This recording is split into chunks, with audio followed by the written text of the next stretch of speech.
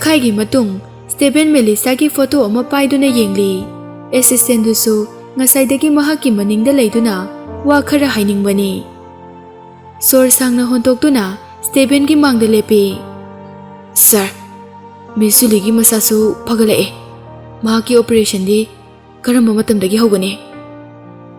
ꯁ꯭ꯇꯦꯕꯦꯟ ꯐꯣꯇꯣꯗꯨ ꯇꯞꯅ ꯃꯃꯥꯏ ꯎꯞꯁꯤꯟꯗꯨꯅ ꯌꯥꯝꯅ ꯊꯨꯔꯤꯕ ꯃꯈꯩ ꯌꯥꯔꯦ꯫ ꯍꯣꯏ꯫ ꯑꯦꯁꯤꯁꯇꯦꯟ ꯑꯗꯨꯅ ꯁ꯭ꯇꯦꯕꯦꯟꯗ ꯄꯦꯄꯔ ꯈꯔ ꯄꯤꯔꯝꯃꯤ꯫ ꯁꯥꯔ, ꯍꯣꯁꯄꯤꯇꯥꯜꯗꯒꯤ ꯆꯠꯈꯤꯕ ꯅꯨꯃꯤꯠꯇꯒꯤ ꯑꯩꯈꯣꯏꯅ ꯃꯍꯥꯛꯄꯨ ꯊꯤꯕ ꯐꯪꯗ꯭ꯔꯤ꯫ ꯄꯦꯄꯔꯗꯣ ꯃꯍꯥꯛꯀꯤ ꯑꯣꯐꯤꯁ ꯔꯨꯝꯗꯒꯤ ꯐꯪꯕꯅꯦ꯫ ꯑꯦꯁꯤꯁꯇꯦꯟ ꯑꯗꯨꯁꯨ ꯁ꯭ꯇꯦꯕꯦꯟꯒꯤ ꯃꯃꯥꯏꯗ ꯌꯦꯡꯕꯒꯤ ꯃꯇꯤꯛ ꯂꯩꯇꯦ꯫ ꯀꯤꯕꯅ ꯋꯥ ꯃꯈꯥ ꯇꯥꯔꯝꯗꯅ ꯄꯦꯄꯔꯗꯨ ꯇꯦꯕꯜ ꯃꯊꯛꯇ ꯊꯅꯝꯂꯒ ꯊꯣꯛꯈꯤ꯫ ꯁ꯭ꯇꯦꯕꯦꯟꯁꯨ ꯃꯍꯥꯛꯀꯤ ꯅꯨꯄꯤ ꯃꯤꯂꯤꯁꯥꯅ ꯁꯨꯁꯥꯏꯗ ꯇꯧꯅꯤ ꯍꯥꯏꯕꯗꯒꯤ ꯃꯍꯥꯛꯀ ꯎꯅꯗꯅ ꯂꯩꯕ ꯇꯥꯈꯤ꯫ ꯃꯍꯥꯛꯁꯨ ꯊꯥꯈꯥꯏꯁꯤꯗ ꯍꯥꯟꯅꯗꯒꯤ ꯌꯥꯝꯅ ꯍꯣꯡꯂꯦ꯫ ꯃꯍꯥꯛꯅ ꯃꯦꯂꯤꯁꯥꯒꯤ ꯋꯥꯈꯜ ꯈꯜꯂꯤꯉꯩ ꯋꯥꯔꯤ ꯁꯥꯔꯛꯄ ꯃꯤ ꯈꯨꯗꯤꯡ ꯌꯥꯝꯅ ꯆꯩꯔꯝꯃꯤ, ꯐꯨꯕꯁꯨ ꯌꯥꯎꯔꯝꯃꯤ꯫ ꯋꯥꯈꯜꯗ ꯃꯦꯂꯤꯁꯥꯒꯤ ꯁꯥꯏꯑꯣꯟ ꯑꯣꯏꯅ ꯎꯔꯛꯂꯕ ꯃꯇꯝꯗ ꯐꯣꯟꯗ ꯀꯣꯜ ꯂꯥꯛꯄ ꯈꯨꯗꯤꯡ ꯃꯈꯨꯠꯅ ꯑꯐꯪꯕ ꯄꯣꯠ ꯆꯩ ꯊꯨꯒꯥꯏꯕꯁꯨ ꯂꯦꯞꯇꯦ꯫ ꯅꯣꯡꯉꯥꯟꯕꯗꯒꯤ ꯅꯨꯃꯤꯠ ꯇꯥꯕ ꯐꯥꯎꯕ ꯁ꯭ꯃꯣꯛ ꯁꯤꯖꯤꯟꯅꯗꯨꯅ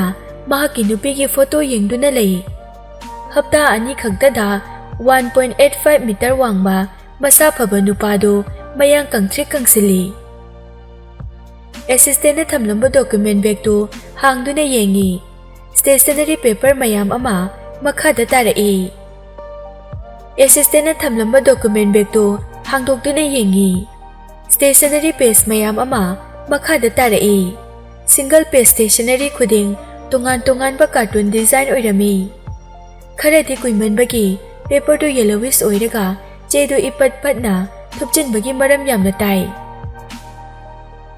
ꯆꯦꯅꯥ ꯈꯨꯗꯤꯡ, ꯏꯔꯤꯕ ꯍꯦꯟꯔꯥꯏꯇꯤꯡ ꯈꯨꯗꯤꯡ ꯌꯥꯝꯅ ꯐꯦꯃꯤꯂꯤꯌꯔ ꯑꯣꯏ, ꯍꯥꯟꯅ ꯇꯣꯏꯅ ꯎꯈꯤꯕ ꯍꯦꯟꯔꯥꯏꯇꯤꯡꯅꯤ꯫ ꯌꯦꯡꯕꯗ ꯌꯥꯝꯅ ꯂꯥꯏꯅ ꯆꯤꯟꯐꯥ ꯄꯨꯏ꯫ ꯃꯍꯥꯛꯅ ꯍꯦꯟꯔꯥꯏꯇꯤꯡꯗꯨ ꯖꯨꯂꯤꯒꯤꯅꯤ ꯍꯥꯏꯅ ꯈꯜꯂꯨꯕꯅꯤ꯫ ꯃꯍꯥꯛꯇꯤ ꯃꯦꯂꯤꯁꯥꯒꯤ ꯕꯦꯒꯇꯒꯤ ꯄꯦꯄꯔꯗꯨ ꯐꯪꯕꯗ ꯍꯦꯟꯔꯥꯏꯇꯤꯡ ꯑꯗꯨ ꯃꯦꯂꯤꯁꯥꯒꯤꯅꯤ ꯍꯥꯏꯕ ꯈꯪꯂꯦ꯫ ꯍꯧꯈꯤꯕ ꯆꯍꯤ ꯀꯌꯥꯗ ꯖꯨꯂꯤꯅ ꯃꯍꯥꯛꯀꯤ ꯍꯦꯟꯔꯥꯏꯇꯤꯡ ꯁꯥꯔꯒ ꯊꯥꯔꯛꯄꯅꯤ ꯍꯥꯏꯕ ꯈꯪꯂꯛꯈꯤ꯫ ꯃꯉꯣꯟꯗ ꯖꯨꯂꯤꯅ ꯊꯥꯔꯛꯈꯤꯕ ꯂꯚ ꯂꯦꯇꯔ ꯃꯌꯥꯝꯗꯨ ꯃꯦꯂꯤꯁꯥꯅ ꯄꯨꯝꯅꯃꯛ ꯏꯔꯛꯄ ꯑꯣꯏꯔꯝꯒꯅꯤ ꯈꯜꯂꯛꯈꯤ꯫ ꯆꯤꯊꯤ ꯄꯤꯔꯛꯈꯤꯕ ꯊꯥ ꯑꯃꯁꯨꯡ ꯆꯍꯤꯒꯤ ꯃꯇꯨꯡ ꯏꯟꯅ ꯑꯣꯔꯗꯔ ꯅꯥꯏꯅ ꯁ꯭ꯇꯦꯕꯦꯟꯅ ꯊꯝꯃꯤ꯫ ꯇꯦꯟꯅ ꯇꯦꯟꯅ ꯏꯔꯛꯄ ꯆꯤꯊꯤ 100 ꯍꯦꯟꯅ ꯃꯉꯣꯟꯗ ꯌꯧꯔꯛꯈꯤ꯫ ꯆꯤꯊꯤꯁꯤꯡꯗꯨ ꯄꯨꯊꯣꯔꯛꯇꯨꯅ ꯃꯃꯥꯡꯗ ꯊꯝꯃꯤ꯫ ꯍꯧꯖꯤꯛ ꯃꯦꯂꯤꯁꯥꯒꯤ ꯕꯦꯒꯇ ꯌꯥꯎꯔꯝꯕ ꯁ꯭ꯇꯦꯁꯅꯔꯤ ꯄꯦꯄꯔꯗꯨ ꯑꯃ ꯄꯥꯏꯗꯨꯅ ꯃꯦꯂꯤꯁꯥꯅ ꯏꯔꯝꯕꯗꯨ ꯄꯥꯏ꯫ ꯏꯔꯛꯂꯤꯕ ꯋꯥꯍꯩ ꯈꯨꯗꯤꯡ ꯃꯦꯂꯤꯁꯥꯅ ꯂꯨꯍꯣꯡꯂꯕ ꯃꯇꯨꯡ ꯃꯍꯥꯛꯄꯨ ꯉꯥꯏꯕꯒꯤ ꯑꯣꯏꯔꯝꯃꯤ꯫ ꯍꯥꯟꯅ ꯖꯨꯂꯤꯅ ꯄꯤꯔꯛꯈꯤꯕ ꯆꯤꯊꯤꯗꯨꯗ ꯏꯕꯗꯨꯒ ꯃꯥꯟꯅꯕ ꯌꯥꯝꯅ ꯌꯥꯎꯏ꯫ ꯃꯁꯤꯅ ꯃꯉꯣꯟꯗ ꯖꯨꯂꯤꯒꯤ ꯃꯤꯡ ꯁꯤꯖꯤꯟꯅꯗꯨꯅ ꯊꯥꯔꯛꯈꯤꯕ ꯆꯤꯊꯤ ꯃꯌꯥꯝꯗꯨ ꯃꯦꯂꯤꯁꯥꯅ ꯏꯔꯛꯄꯅꯤ ꯍꯥꯏꯕ ꯀꯟꯐꯥꯔꯝ ꯇꯧꯔꯝꯃꯤ꯫ ꯃꯍꯥꯛꯁꯨ 1-2 ꯄꯥꯔꯒ ꯆꯤꯊꯤꯗꯨ ꯇꯟꯕꯗꯒꯤ ꯄꯥꯈꯤꯗꯦ, ꯃꯔꯝꯗꯤ ꯏꯔꯛꯂꯤꯕ ꯋꯥꯍꯩꯗꯨꯒ ꯖꯨꯂꯤꯒꯤ ꯃꯨꯗ ꯑꯃꯁꯨꯡ ꯏꯃꯣꯁꯟꯒ ꯌꯥꯝꯅ ꯆꯥꯟꯅꯗꯦ ꯈꯟꯈꯤ꯫ ꯀꯣꯂꯣꯝ ꯑꯃꯅ ꯏꯅꯤꯡꯕ ꯏꯕ ꯌꯥꯏ, ꯄꯪꯏꯗ ꯏꯕ ꯑꯣꯏꯔꯝꯒꯅꯤ ꯈꯟꯈꯤ꯫ ꯑꯔꯤꯕ ꯆꯤꯊꯤ ꯃꯌꯥꯝꯗꯨ ꯄꯥꯕ ꯍꯧꯔꯛꯏ꯫ ꯁ꯭ꯇꯦꯕꯦꯟ, ꯅꯨꯡꯉꯥꯏꯔꯤꯕ꯭ꯔꯥ? ꯉꯁꯥꯏ ꯑꯩꯅ ꯔꯦꯗꯤꯑꯣ ꯖꯤꯝꯅꯥꯁꯇꯤꯛ ꯇꯧꯔꯤꯉꯩ ꯅꯪ ꯂꯥꯛꯄꯗꯣ ꯎꯏꯌꯦ꯫ ꯅꯪꯅ ꯑꯩꯈꯣꯏ ꯃꯌꯥꯝꯒꯤ ꯃꯃꯥꯡꯗ ꯗꯦꯃꯣꯟꯁꯇ꯭ꯔꯦꯠ ꯇꯧꯅꯕ ꯂꯦꯞꯄꯗꯣ, ꯅꯪꯗꯤ ꯑꯩ ꯎꯗꯕ꯭ꯔꯥ? ꯑꯩꯅ ꯂꯥꯞꯅ ꯃꯅꯤꯡꯗ ꯂꯦꯞꯂꯁꯨ ꯅꯪꯕꯨ ꯐꯥꯔꯁ ꯁꯥꯏꯠꯇ ꯏꯔꯥꯏ ꯂꯥꯏꯅ ꯈꯪꯕ ꯉꯝꯃꯦ꯫ ꯁ꯭ꯇꯦꯕꯦꯟ, ꯅꯪ ꯌꯥꯝꯅ ꯍꯦꯟꯁꯝ ꯑꯣꯏ꯫ ꯑꯩꯒꯤ ꯀ꯭ꯂꯥꯁꯃꯦꯠꯁꯤꯡꯅ ꯍꯥꯏꯅꯕꯗ ꯅꯪꯅ ꯑꯩꯉꯣꯟꯗ ꯌꯦꯡꯂꯛꯄ ꯈꯨꯗꯤꯡ ꯑꯩꯒꯤ ꯈꯖꯥꯏꯁꯦ ꯍꯦꯛꯇ ꯉꯥꯡꯁꯤꯜꯂꯛꯏ ꯍꯥꯏꯅꯩꯌꯦ꯫ ꯉꯥꯡꯁꯤꯜꯂꯛꯄ꯭ꯔꯅꯦ? ꯆꯤꯊꯤ ꯑꯃ ꯑꯃꯨꯛ ꯄꯥꯏꯈꯠꯇꯨꯅ ꯌꯦꯡꯉꯤ꯫ ꯁ꯭ꯇꯦꯕꯦꯟ, ꯑꯩꯒꯤ ꯁꯤꯁꯇꯔꯅ ꯍꯥꯏꯕꯗ ꯑꯩꯒꯨꯝꯕ ꯂꯤꯇꯜ ꯒꯔꯜ ꯑꯃꯗ ꯅꯪꯅ ꯀꯩꯁꯨ ꯄꯥꯝꯕꯤꯔꯣꯏ ꯍꯥꯏ꯫ ꯃꯍꯥꯛꯅ ꯍꯥꯏꯕꯗꯣ ꯑꯩꯉꯣꯟꯗꯗꯤ ꯀꯩꯁꯨ ꯊꯣꯏꯗꯣꯛꯇꯦ꯫ ꯑꯩꯗꯤ ꯅꯪꯕꯨ ꯄꯥꯝꯃꯤ, ꯄꯥꯝꯁꯨ ꯄꯥꯝꯈꯤꯅꯤ꯫ ꯑꯩꯅ ꯅꯪꯕꯨ ꯄꯥꯝꯂꯦ ꯍꯥꯏꯅ ꯑꯩꯒꯤ ꯅꯨꯡꯁꯤꯕꯕꯨ ꯅꯪꯒꯤ ꯄ꯭ꯂꯦꯖꯔꯅꯤ ꯍꯥꯏꯅꯗꯤ ꯂꯧꯕꯤꯒꯅꯨ꯫ ꯅꯪꯅ ꯑꯩꯕꯨ ꯄꯥꯝꯗ꯭ꯔꯁꯨ ꯌꯦꯡꯅꯤꯡꯗ꯭ꯔꯁꯨ ꯑꯩꯅ ꯅꯪꯕꯨꯗꯤ ꯂꯥꯞꯅ ꯑꯗꯨꯝ ꯌꯦꯡꯖꯒꯦ꯫ ꯁ꯭ꯇꯦꯕꯦꯟ, ꯅꯪꯅ ꯉꯁꯥꯏ ꯁ꯭ꯀꯨꯜꯒꯤ ꯐ꯭ꯂꯦꯛ ꯆꯤꯡꯈꯠꯄꯗ ꯂꯤꯠꯄ ꯐꯨꯔꯤꯠꯇꯣ ꯌꯥꯝ ꯃꯑꯣꯡ ꯇꯥꯏ꯫ ꯆꯤꯊꯤꯁꯤꯡꯗꯨ amamamta loina pari. Stephen, aikoy ojana mapan lamda frida admission tawnaba student appoint tawbadane aisu select tawre. Adubu aigi sister na chatpa yaroi haina thinge. Mahakna aibu thadokpa ngamoi haye. Aduna aisu ojada chatpa yaroroi haikrabane. Stephen, nang oina nungaina adum tamba chatlo ko. Nangi puknafam lamda Wonderland da nangbu adum ngairamge ko. Aina nangbu matam kuina uba phangdrasu nangi damak matam pumbada ai leganiye. Stephen, aigi sister na haibada nang medical tamba yamna pame haye. Masita singna coincidence ne. Aisu medical line se yam pame. Aina nang kapunna foreign study tawminaba phangdrasu aikoy ani profession manabana tungda muk thengnarakani ko. Matamduda aikoy ani cooperation tawnase. Aisu khange nang yamna sawgali yam phinge haiba. Adubu aigi sister na haibada aigi love letter gi reply piraktrasu aigi chithi se pabada nang saudi haye. Sister na aibu makata na letter inaba thona kaya pibi. Aigi chithi pabagi matam leitrasu adum hairo ko. Ai makata na amugana tharo oige. Stephen, ahing khuding nanggi wakal khanganu yade. Nangbu kauthoknaba ai jinda mantra kaya ama sole. Adubu mantra khuding nanggi nungsibada mayak loina jamkhre. Maramdi aina jinda soliba makai nangbu nungsiba sumsum hele. Stephen, ai nangbu kauba ngamloi. Nangsu aibu kaubiganu ko. Amuktadi haibiyo. Aina nangbu numit khudingi matau karamna miss tawroi haiba. Chithi se pirakpadagi matam kuina chithi lakpa lepki. Chahi ama amuk leiraga amuk lakpa haurakhi. Stephen, I'm so sorry. Aigi sister gi ningbadi kahenba pamde. Matam se amuk halakpa yaradi ai nangbu nungsi haiba phongtoklamloi. Aigi sister na hojik wari base yam nungaite. Mahaki mahut aina oina wabana phai. Mahak na so nangbu nungsiramde. Nakoy ani luhonglaga nungaina palu ko. Chithi yangkai hena lepa leitana pari. Assistant na piramba bekta yawba document ado amuk date ka order naina paba haurai. Stephen, ngasidi aikoy ani gi luhongbu numit ni ko. Mangda thokani phau khaludaba mikupta ngasidi taibangda mitmangda thokle. Kaigino khangde nangna ibui khangudana luhongsi hairakliba. Adubu ai nangdi yamna kiseye. Aigi sister na nangbu treat tawba adugumna aina tawba ngamdrabade aibu phubiganu ko. Aina nanggi ja sokadaba thabak amata tawroye. Matamse yam thengle. Nang hojik phau inakta changlaktriba karigino. Stephen, ngasi aikoy ani luhonglaba matung nini suba numit ni. Yumsida ay lengdana nangbu ngaiduna laikiniye. Nangbu kaida laige. Stephen, luhonglaba matung ngasi se 99 suba numit ni. Aroybada nang handi halaidana. Ahingda lakpana aina nangbu mayek sengna phaba uhaude. Hojikti nanggi favorite food karino haiba khangde. Thongba thakpasu loina heire. Amuktangdi halakho ko. Aina thongba hinsang se nang chaningdabra. Stephen, nang amuktaga halakho. Yumsida ai tumta leibase yam lonely oi. Nanggi divorce agreement to ai kaidawnungda sign tawba ngamloye. Page amadagi page amada pabada mapidu khajaida tapna sinthara'i. Mahakna memory leirakpadagi mapi tana kappa anidagi hena sudri. Melisabu mahakna pamlaga purakpada kappaduna ahanbani. Makha tana chithidu paba ngamdre. Chithiduda iriba wahai ama hek parubada thamoida thok launa pali. Stationary mayamduda yengbada kapna haugalai. Secret ama chamduna thongnong mayada leptuna makhada yengtharai.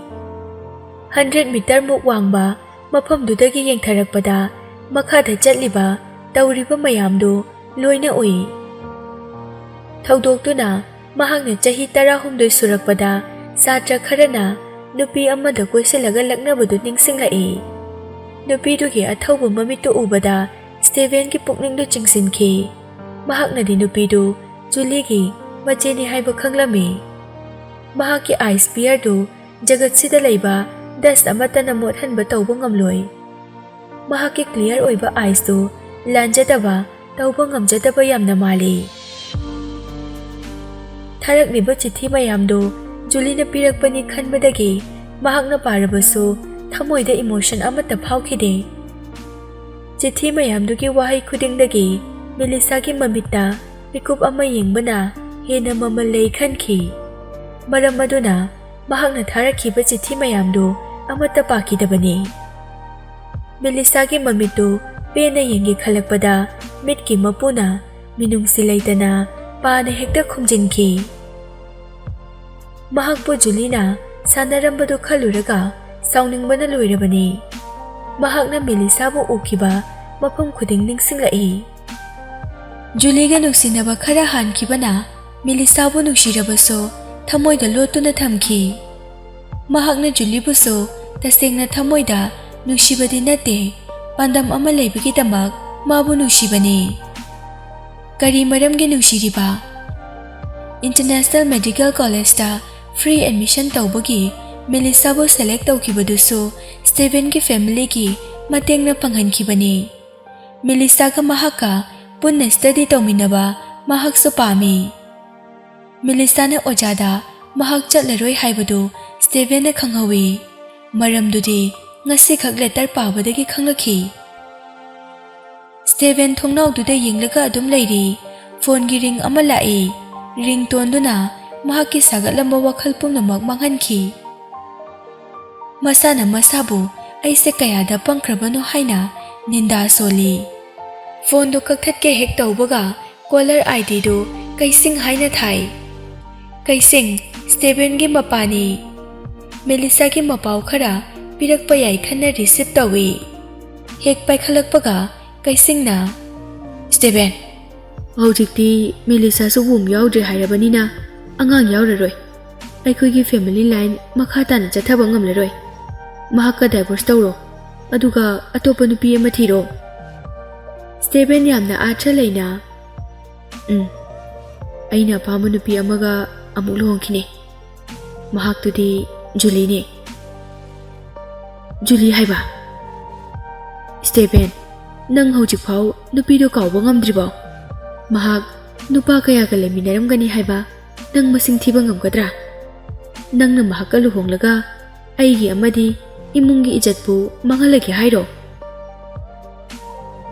ꯑꯩꯅ ꯖꯨꯂꯤꯒ ꯂꯨꯍꯣꯡꯁꯦ ꯍꯥꯏꯕꯗ ꯅꯣꯏ ꯑꯃꯠꯇꯅ ꯑꯌꯦꯠꯄ ꯄꯤꯔꯛꯄ ꯌꯥꯔꯣꯏ꯫ ꯅꯈꯣꯏ ꯑꯃꯠꯇꯅ ꯑꯩꯒꯤ ꯃꯥꯌꯣꯛꯇ ꯍꯦꯛ ꯂꯩꯔꯛꯂꯕ ꯑꯩ ꯈꯨꯗꯛꯇ ꯃꯐꯝ ꯑꯁꯤ ꯊꯥꯗꯣꯛꯇꯨꯅ ꯑꯇꯣꯞꯄ ꯃꯐꯝꯗ ꯁ꯭ꯇꯦꯔꯤꯂꯥꯏꯖꯦꯁꯟ ꯑꯣꯄꯔꯦꯁꯟ ꯇꯧꯔꯨꯒꯅꯤ꯫ ꯁ꯭ꯇꯦꯔꯤꯂꯥꯏꯖꯦꯁꯟ ꯑꯣꯄꯔꯦꯁꯟ ꯍꯥꯏꯕꯁꯤ ꯄꯔꯃꯅꯦꯟꯠ ꯑꯣꯏꯅ ꯔꯤꯄ꯭ꯔꯗꯛꯁꯟ ꯂꯦꯞꯅꯕ ꯑꯣꯄꯔꯦꯁꯟ ꯑꯃꯅꯤ꯫ ꯀꯩꯁꯤꯡꯅ ꯂꯥꯎꯗ ꯁ꯭ꯄꯤꯀꯔ ꯊꯥꯕꯅ ꯁ꯭ꯇꯦꯚꯦꯟꯅ ꯍꯥꯏꯔꯛꯂꯤꯕ ꯋꯥꯐꯝꯗꯨ ꯃꯈꯣꯏꯒꯤ ꯐꯦꯃꯤꯂꯤ ꯃꯦꯝꯕꯔꯁ ꯈꯨꯗꯤꯡꯃꯛꯅ ꯇꯥꯔꯝꯃꯤ꯫ ꯁ꯭ꯇꯦꯚꯦꯟ ꯑꯣꯄꯔꯦꯁꯟ ꯇꯧꯕ ꯆꯠꯈ꯭ꯔꯕꯗꯧꯅ ꯌꯥꯝꯅ ꯋꯥꯅꯔꯝꯃꯤ꯫ ꯀꯩꯁꯤꯡ ꯎꯄꯥꯏ ꯂꯩꯇꯦ꯫ ꯃꯍꯥꯛꯅ ꯆꯩꯔꯁꯨ ꯑꯔꯦꯝꯕꯗ ꯇꯥꯅꯤ ꯍꯥꯏꯕ ꯈꯪꯉꯤ꯫ ꯃꯍꯥꯛꯅ ꯇꯧꯕ ꯌꯥꯕ ꯍꯥꯏꯔꯗꯤ ꯁ꯭ꯇꯦꯚꯦꯟꯗ ꯀꯣꯜ ꯇꯧꯗꯨꯅ ꯂꯨꯍꯣꯡꯕ ꯌꯥꯔꯦ ꯍꯥꯏꯗꯧꯕ ꯃꯉꯥꯏꯔꯦ꯫ ꯃꯈꯣꯏꯒꯤ ꯐꯦꯃꯤꯂꯤ ꯂꯥꯏꯟꯗꯨ ꯁ꯭ꯇꯦꯚꯦꯟ ꯈꯛꯇꯅ ꯃꯈꯥ ꯆꯠꯊꯍꯟꯕ ꯉꯝꯒꯗꯧꯔꯤꯕꯅꯤ꯫ ꯇꯧꯅꯤꯡꯕꯇ ꯇꯧꯕ ꯉꯝꯕ ꯃꯆꯥꯗꯨ ꯀꯅꯥꯅꯁꯨ ꯊꯦꯝꯕ ꯌꯥꯔꯣꯏ ꯈꯪꯉꯤ꯫ ꯀꯩꯁꯤꯡꯅ ꯐꯦꯃꯤꯂꯤꯒꯤ ꯃꯤꯁꯤꯡꯗ ꯌꯦꯡꯗꯨꯅ ꯑꯩꯈꯣꯏ ꯃꯍꯥꯛꯅ ꯍꯥꯏꯕ ꯌꯥꯕ ꯇꯥꯕꯅꯤ꯫ ꯃꯍꯥꯛꯅ ꯂꯨꯍꯣꯡꯅꯤꯡꯕ ꯅꯨꯄꯤ ꯂꯨꯍꯣꯡꯕꯗ ꯑꯩꯈꯣꯏꯅ ꯊꯤꯡꯕ ꯉꯝꯂꯣꯏ꯫ ꯑꯁꯦꯡꯕ ꯃꯔꯤꯅ ꯑꯉꯥꯡ ꯅꯨꯄꯥ ꯑꯃ ꯌꯥꯎꯔꯗꯤ ꯑꯩꯈꯣꯏꯒꯤꯗꯤ ꯌꯥꯔꯦ꯫ ꯃꯈꯣꯏꯅꯗꯤ ꯖꯨꯂꯤꯁꯨ ꯋꯨꯝ ꯌꯥꯎꯗ꯭ꯔꯦ ꯍꯥꯏꯕ ꯈꯪꯗꯦ꯫ ꯊꯥꯈꯥꯏꯒꯤ ꯃꯇꯨꯡꯅꯤ ꯄꯪꯆꯥꯎ ꯆꯥꯎꯗꯅ ꯁ꯭ꯇꯦꯚꯦꯟꯒ ꯖꯨꯂꯤꯒ ꯂꯨꯍꯣꯡꯂꯝꯃꯤ꯫ ꯖꯨꯂꯤ ꯑꯃꯁꯨꯡ ꯃꯦꯂꯤꯁꯥꯒꯤ ꯃꯄꯥ ꯅꯣꯔꯦꯟꯁꯨ ꯃꯆꯥ ꯂꯨꯍꯣꯡꯒꯅꯤ ꯄꯥꯎ ꯇꯥꯕꯗꯒꯤ ꯕꯤꯖꯤꯅꯦꯁ ꯇ꯭ꯔꯤꯞꯇꯒꯤ ꯍꯜꯂꯛꯏ꯫ ꯅꯣꯔꯦꯟ ꯑꯃꯁꯨꯡ ꯅꯤꯅꯥ ꯃꯈꯣꯏ ꯑꯅꯤꯒꯤ ꯑꯇꯥꯡꯕ ꯃꯆꯥꯅꯨꯄꯤꯗꯨ ꯁ꯭ꯇꯦꯚꯦꯟꯗ ꯂꯨꯍꯣꯡꯕꯗꯨ ꯎꯔꯒ Haraubana mayadu amuk phawba umsinde leiriba mayamduda Juli khaktani haraudaba mahakti ikikina Stephen na kari tawrakani khali luhongba loiraga matam kuina Juli Stephen bu changakpa ngairi mahakna leiribadu hana Melissa na leiramba floor ahum leiba apartment adudani room di tongana thami athengba ahing michik mirau kolta daba matamda Stephen yu arebida ngauraga changai Juli ki resukina hawalaktuna Stephen ki manakta changsilai khangaude Stephen ki maningdagi masa phaba face mask upa nupa mari tholaktuna Juli ki manakta lepi Juli ka risuki daba saduna Stephen kaino nana doisiba aibo muk sanaranu makhatana ngasidi aikhoi anigi yumban minabagi numine Stephen yu ngauna Juli nang angang ka yaude haiba natra room yaudrede ahangba malangda nungsibaga chap mane nangga chanagadaba room ama phangle hojikmo hospital da chatuna transplantation hana tawurse Juli pakhatna nate Stephen nang adumaina haigano aikhoi ani luhongdringai angang yoksa hainabada yanakhiba natra nangna ibu amuk hana oloi haikibadaine Stephen ngasi aikhoi ani gi luhongbu numine ai hospital da chatpa ngamloi wangang bo phawba loidringai Stephen na makhut thangatuna ingit tawrami bodyguard mari tuna Juli bu nampuda room du dagi puthokhi hospital yawraklaba matungda so Juli mahaki areibi pangal sizinaduna operation tawdana bakanna moi operation table da nampuda makhut makhongdu kisinduna thammi hana sem saraga thamlamba nupi amagi wom lokthokduna transplant tawrami hospital da matam khara leiringai nongmata mahaki manakta Stephen lakhide ninana machabu senaduna lei Juli hospital dagi discharge tawraga Stephen gi mayumda thilaklami Stephen su matamduda leiramde machanupi thanamlaga nina su mayumda hankhre numidang Juli na thonglon sinduna hiplingai Stephen thong hangu haina thilami Juli na Stephen gi makholni khangbadagi thongdo hangdoi mahaki favorite perfume manamdu walangna namlai amuba coat suit tawraga lakpa Stephen na ai mapanda imanabamta chalhankhige nang thongse hangtoklaga adum ngairamo yam thuna changlakani asi hairamlaga Stephen mapanda thokhi Juli gi wakhalda hojikti phagna aibu nungsirakpa male aina matam kuina jainadraba perfume phawba bhagna ngasi aigini khalaga chaire Juli so Stephen lakani haina fijol section dana harauna ngaijari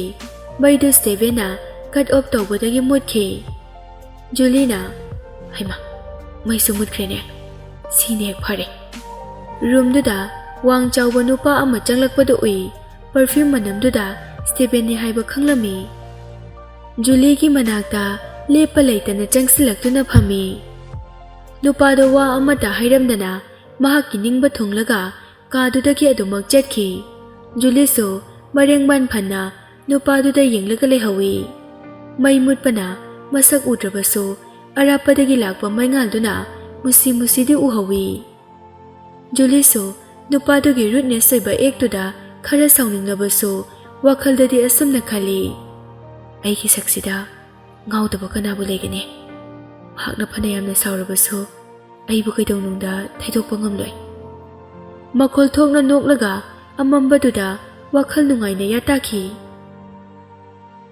matamsu khamba yade khara hauki Stephen mahaki assistant singduna ngangbadu taraga yamna sauna makhoi mayamdo table da mamaido namsili a bunch of rubbish nupi ama khakthibada tha kya suragena khoina changleise nakhoi hojik phawba mahaki maramda karisu khangba ngamde mahakbu manin olaga mangba yaba miro